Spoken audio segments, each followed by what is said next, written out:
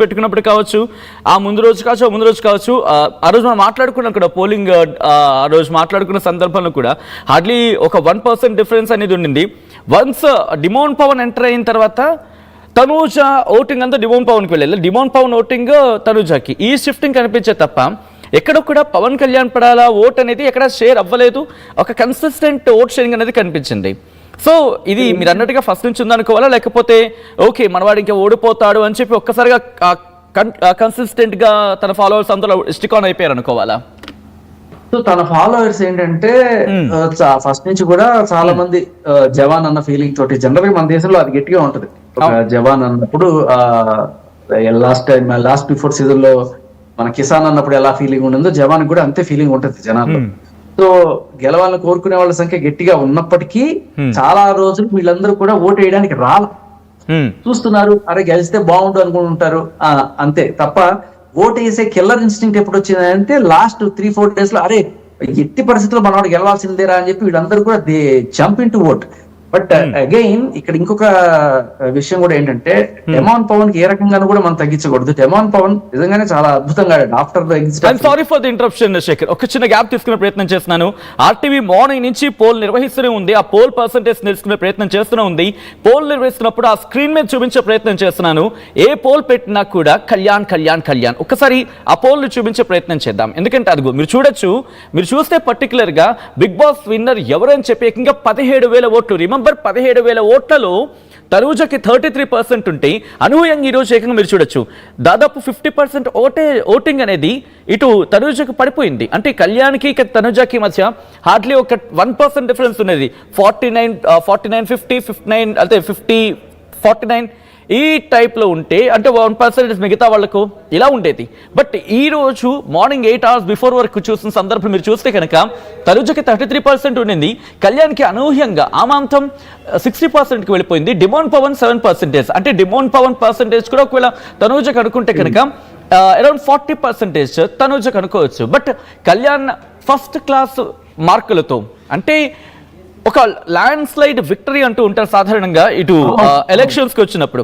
So అటువంటి winnowing, అటువంటి victory అనుకోవాలి కళ్యాణ్. ఒకసారి నేను మళ్ళీ శేఖర్ దగ్గరికి వెళ్ళే ప్రయత్నం చేస్తాను. శేఖర్, ఇటు అఫ్ కోర్స్ ఒక 2-3 రోజుల నుంచి చూసుకునే సందర్భంలో ఈ రోజు అయితే మనకు కొద్దిసేపటిగా మాట్లాడుకుగా 1% డిఫరెన్స్ నుంచి 5, 10, 15, 20 దాదాపుకి ఇప్పుడు యాక్చువల్గా 50% డిఫరెన్స్ ఇద్దరికి కూడా. సో ఏమనుకోవాలి ఇది? అంటే అఫ్ కోర్స్ ఎంత పిఆర్ వర్కౌట్ చేసినప్పటికీ కూడా ఆ డిఫరెన్స్ అనేది కష్టమా? 60% అనేది పిఆర్ విల్ బి నథింగ్. జనాలు ఒకసారి ఉవ్వెత్తున జనసంద్రం ఓట్లు పడ్డాయంటే మాత్రం పిఆర్లు అనేది చాలా జుజుబీలాగా అనిపిస్తుంది. కానీ ఇక్కడ ఇంకా బిగ్గెస్ట్ ఫ్యాక్టర్ ఏంటంటే కళ్యాణ్ కళ్యాణ్ కళ్యాణ్ అని చెప్పి సరే ఇన్ఫ్లుయెన్సర్స్ కావచ్చు చాలా మంది గట్టిగా మాట్లాడడానికి కారణం కూడా ఏముండిందంటే అప్పట్లో అంటే ఒక 4-5 వారాల క్రితం అప్పుడు డెమాన్ గురించి మనం అంత బాగా మాట్లాడుకోవాలి ఎవరు కూడా. ఎందుకంటే డెమాను రీతు ఆ గోళ్ళ వల్ల వాళ్ళకి అతనికి కొంత మైనస్ అయింది. కానీ లేకపోతే అతను ఆ ఇష్యూలోకి వెళ్లకుండా ఉంటే ఫస్ట్ నుంచి కూడా డెమాన్ కూడా ఇదే రేంజ్ లో క్రేజ్ ఉండేది. అండ్ అలాగే ఇమాన్యుయల్ కూడా మనం ఎప్పుడు మాట్లాడుకోవాల్సిన అవసరం రాకపోవడం ఏంటంటే అతను ఓటింగ్ లోకి రావాలి, అంటే నామినేషన్ లోకి చాలా సార్లు రాకపోవడం వల్ల ఇమాన్యుయల్ కి ఓటేయండి, ఇమాన్యుయల్ ఇదిగో ఆడాడు చూడండి, ఇమాన్యుయల్ చాలా బాగా ఆడాడు చూడండి అని చెప్పే అవకాశమే ఈ ఇన్ఫ్లుయెన్సర్స్ కానీ ఎవరు తీసుకోవాలి. ఎందుకంటే ఇమాన్యుయల్ అట్లా నల్లేరు మీద నరకలాగా చాలా ఈజీగా వెళ్ళిపోతున్నాడు కేక్ వాక్ లాగా. బట్ అది అతనికి మైనస్ అయింది, రీతు అనేది ఇతనికి మైనస్ అయితే వీళ్ళిద్దరు మైనస్ లు కళ్యాణ్కి ప్లస్ అయింది. సో కళ్యాణ్కి తనూజకి ఫ్రెండ్షిప్ ఉన్నా కూడా అది ఆ లిమిట్ క్రాస్ అవ్వాల అనేది కాస్త అతనికి ఫెచ్చింగ్ అయింది. అది కూడా ఎక్కడన్నా పొరపాటున అటువంటి రూపం తీసుకొని ఉంటే ఇవాళ కళ్యాణ్ కూడా వెనుకునేవాడు. నాకు తెలిసి అదే జరుగుంటే ఇమాన్యుయల్ ఫస్ట్ వచ్చేవాడు. బట్ వీళ్ళు ఇమాన్యుయల్ కి అలాగే డెమాన్ పవన్ కి కూడా ఈక్వల్ ఛాన్స్. మనకంది సమాచారం ఏంటంటే కనుక ఈ 15 లక్షల రూపాయల సూట్ కేసు తీసుకొని డిమోన్ పవన్ వచ్చేసారనేది. సో ఒక క్లెవర్ స్టెప్ అనుకోవాలా డిమోన్ పవన్ విషయంలో?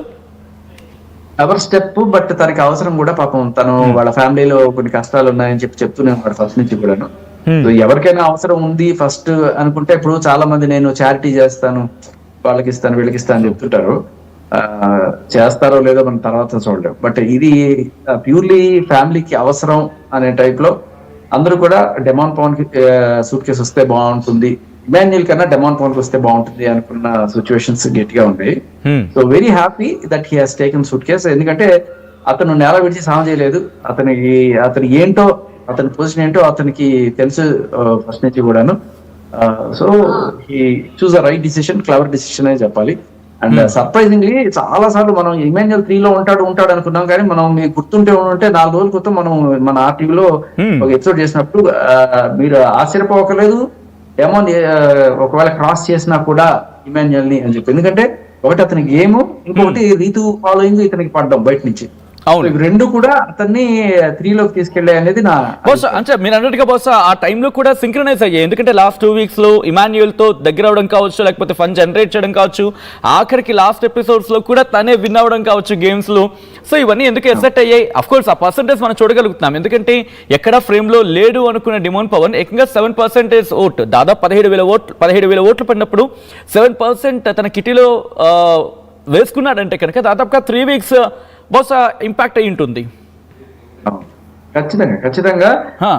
బట్ అన్ఫార్చునేట్లీ ఆ రీతు